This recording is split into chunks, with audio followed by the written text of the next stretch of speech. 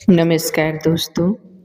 क्या सच में धरती पर एक ऐसा फूल मौजूद है जिसकी सिर्फ सुगंध लेने से और भोले शंकर पर चढ़ाने से संतान सुख और धन की प्राप्ति हो सकती है? क्या यह सिर्फ एक अंधविश्वास है या इसके पीछे छिपा है सदियों पुराना एक पौराणिक रहस्य? कहते हैं आधी रात को खिलने वाला यह फूल हर किसी को दिखाई नहीं देता और जिस घर में इसकी दिव्य खुशबू पहुंच जाए वहां किस्मत बदलने में देर नहीं लगती। लेकिन आखिर कौन सा है वह फूल? क्यों भगवान शिव को इतना है प्रिय और क्यों आज भी कई लोग गुप्त रूप से यह उपाय को करते हैं?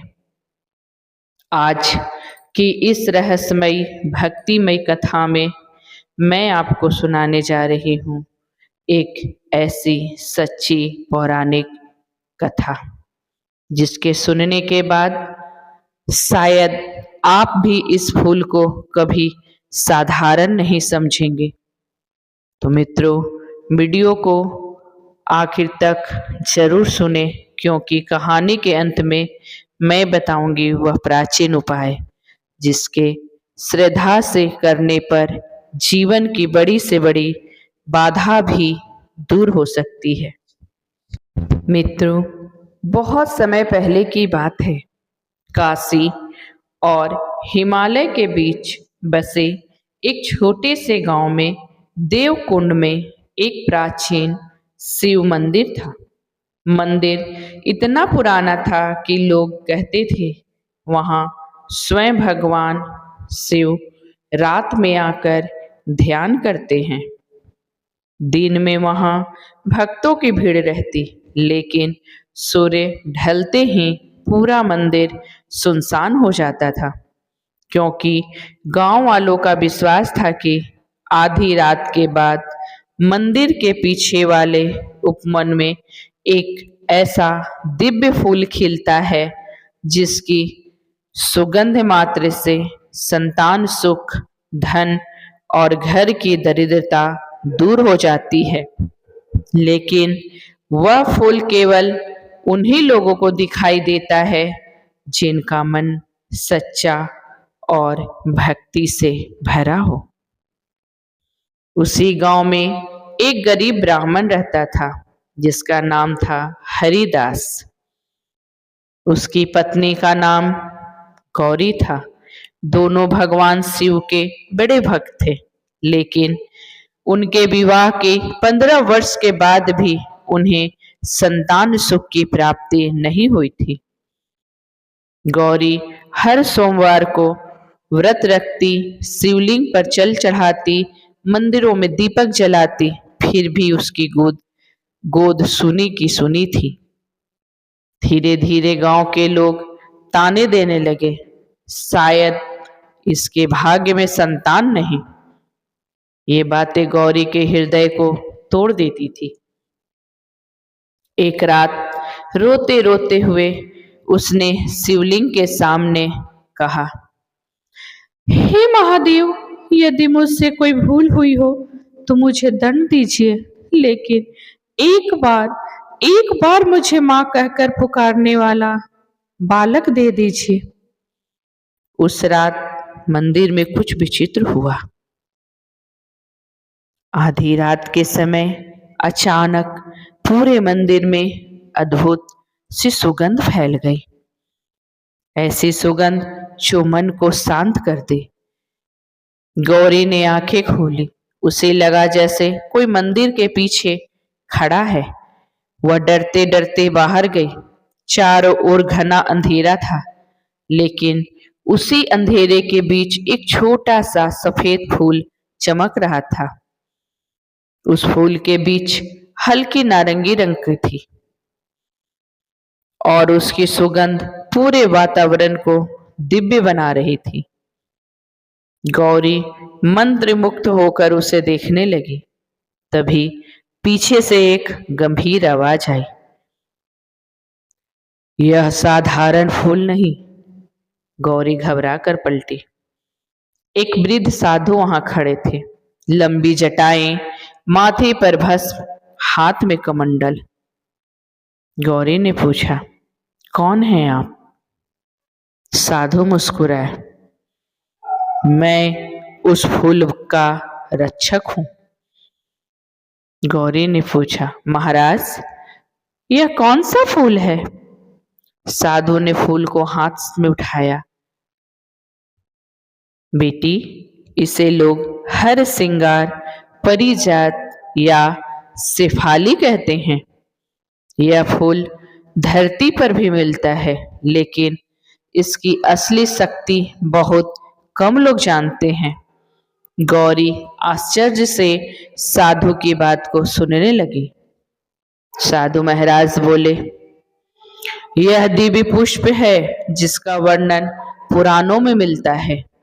कहा जाता है कि समुद्र मंथन के समय यह स्वर्ग से प्रकट हुआ था। भगवान शिव और श्री हरि विष्णु दोनों को यह पुष्प अत्यंत प्रिय है और इसकी सुगंध मनुष्य के जीवन की नकारात्मकता को दूर करती है। गौरी की आंखों में आशा जाग उठी। वह बोली, क्या इसकी कृपा से मुझे संतान सुख मिल सकता है? साधु ने गंभीर होकर कहा, पुत्री, यदि सच्ची श्रद्धा हो तो अवश्य होगा। साधु गौरी को मंदिर के पीछे ले गए। वहां एक विशाल हरि सिंगार का वृक्ष था। उसके सफेद फूल रात में जमीन पर गिर रहे थे। पूरा वातावरण सुगंधित था। साधु बोले, पुत्री, ध्यान से सुनो। हर सोमवार और शनिवार ब्रह्म मुहूर्त में इस वृक्ष के नीचे गिरे हुए फूल को उठाना और उन्हें शिवलिंग पर चढ़ाना।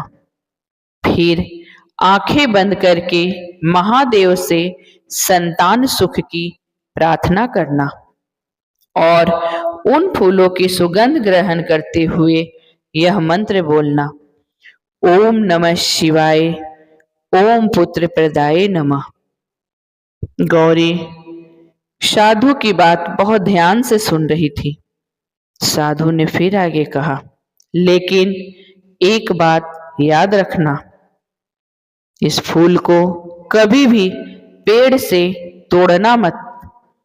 जो फूल स्वयं धरती पर गिरे केवल वही भगवान को अर्पित करना, क्योंकि त्याग में ही इस फूल की शक्ति छिपी है। अगले ही दिन गौरी और हरिदास ने यह उपाय करना आरंभ कर दिया। रोज सुबह अंधेरे में उठकर वे मंदिर जाते, हर श्रृंगार के गिरे हुए फूल चुनते, उन्हें शिवलिंग पर अर्पित करते। धीरे धीरे उनके मन का दुख कम होने लगा। गौरी अब पहले की तरह रोती नहीं थी। उसे विश्वास हो गया था कि महादेव उसकी पुकार सुन रहे हैं। लेकिन गांव वाले अब भी उसका मजाक उड़ाते थे। वे कहते, फूल सूंघने से कहीं बच्चे होते हैं क्या? हरिदास चुप रहता, क्योंकि उसे अपने भगवान पर भरोसा था। एक दिन अमावस्या आई। उस रात भयंकर तूफान चल रहा था। बारिश, बिजली, काले बादल। गांव के सभी लोग अपने घरों में बंद थे, लेकिन गौरी मंदिर पहुंची। वह पूरी तरह से भीग चुकी थी। उसने शिवलिंग के सामने दीपक जलाया और रोते हुए बोली, हे भोलेनाथ, आज मेरी भक्ति की अंतिम परीक्षा है। यदि आपकी कृपा हो तो मेरी सूनी गोद भर दीजिए। तभी अचानक मंदिर की घंटियां अपने आप बजने लगी। पूरा मंदिर प्रकाश से भर गया। गौरी ने देखा, शिवलिंग के ऊपर एक हर श्रृंगार का फूल रखा हुआ था, जबकि उसने वहां कोई फूल नहीं रखा था। उस फूल से अद्भुत प्रकाश निकल रहा था और उसी क्षण उसे एक दिव्य स्वर सुनाई दिया, जहां विश्वास होता है वहां चमत्कार स्वयं आते हैं। गौरी की आंखों से आंसू बहने लगे। उसने कांपते हाथों से वह फूल उठाया और उसकी सुगंध ली। उसी समय मंदिर में तेज हवा चली, दीपक की लौ ऊंची हो गई और पूरा वातावरण ओम नमः शिवाय की ध्वनि से गूंज उठा। उस घटना के कुछ महीनों बाद गौरी के जीवन में वह दिन भी आया जिसका उसे वर्षों से इंतजार था। वह मां बनने वाली थी। पूरा गांव आश्चर्यचकित रह गया। जिस स्त्री को लोग बांझ कहते थे, उसी की गोद भरने वाली थी। हरिदास की आंखों से खुशी के आंसू बहने लगे। उसने शिव मंदिर में भंडारा करवाया और ठीक 9वें महीने बाद गौरी ने एक सुंदर से पुत्र को जन्म दिया। पूरा गांव हर हर महादेव के जयकारों से गूंज उठा। मित्रों, यह कहानी यही समाप्त नहीं हुई। जिस हर श्रृंगार वृक्ष के नीचे गौरी पूजा करती थी, उसके बारे में धीरे धीरे दूर दूर तक चर्चा होने लगी। लोग वहां आने लगे। कई निसंतान दंपतियों ने श्रद्धा से वही उपाय किया और कहते हैं कई लोगों के जीवन में चमत्कार हुए। किसी को संतान सुख मिला, किसी के घर का कलह समाप्त हुआ तो किसी की दरिद्रता दूर हुई। एक दिन हरिदास ने साधु को ढूंढने की बहुत कोशिश की, लेकिन वह कहीं नहीं मिले। मंदिर के पुजारी ने कहा, यहाँ तो वर्षों से कोई साधु नहीं आया। हरिदास चौंक गया, लेकिन उन्होंने हमें यह उपाय बताया था। पुजारी मुस्कुराए, बेटा, कभी कभी भगवान अपने भक्तों की सहायता करने स्वयं किसी भी रूप में आ जाते हैं। उस रात हरिदास ने सपना देखा। सपने में वही साधु दिखाई दिए, लेकिन इस बार उनके माथे पर अर्धचंद्र था, गले में सर्प और जटाओं में गंगा बह रही थी। हरिदास समझ गया था वे कोई साधारण साधु नहीं थे, बल्कि स्वयं देवों के देव महादेव थे। आज भी माना जाता है हर श्रृंगार या परिजात का फूल आज भी धरती पर आसानी से मिलता है और यह अधिकतर मंदिरों, बगीचों और घरों में लगाया जाता है। इसके फूल रात में खिलते हैं और सुबह जमीन पर गिर जाते हैं। धार्मिक मान्यताओं के अनुसार भगवान शिव को हर श्रृंगार अर्पित करने से संतान सुख की प्राप्ति होती है और भक्त की हर मनोकामना भी पूर्ण होती है। इसकी सुगंध मन को शांत और सकारात्मक बनाती है। पति पत्नी श्रद्धा से पूजा करे तो दाम्पत्य सुख और संतान प्राप्ति का आशीर्वाद मिलता है। भक्तजन सोमवार या शनिवार को सुबह स्नान करके हरि श्रृंगार के गिरे हुए फल उठाएं और उन्हें शिवलिंग पर अर्पित करें। फिर यह मंत्र बोले, ओम नमः शिवाय, ओम पुत्र प्रदाय नमः। इसके बाद सच्चे मन से संतान सुख की प्रार्थना करें। मित्रों, सच्ची भक्ति कभी व्यर्थ नहीं जाती। भगवान भाव देखते हैं, वैभव नहीं। प्रकृति के दिव्य फूलों में भी ईश्वर की ऊर्जा छिपी होती है। इसलिए विश्वास और धैर्य से, श्रद्धा से नियम करने से इसके चमत्कार जरूर देखने को मिलते हैं, क्योंकि भोलेनाथ ने स्वयं पुराणों में हर श्रृंगार पुष्प का वर्णन किया है।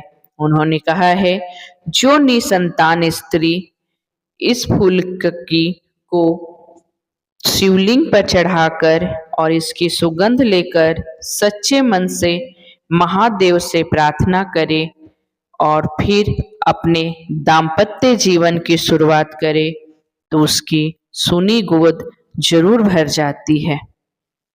हर हर महादेव। ओम नमः शिवाय।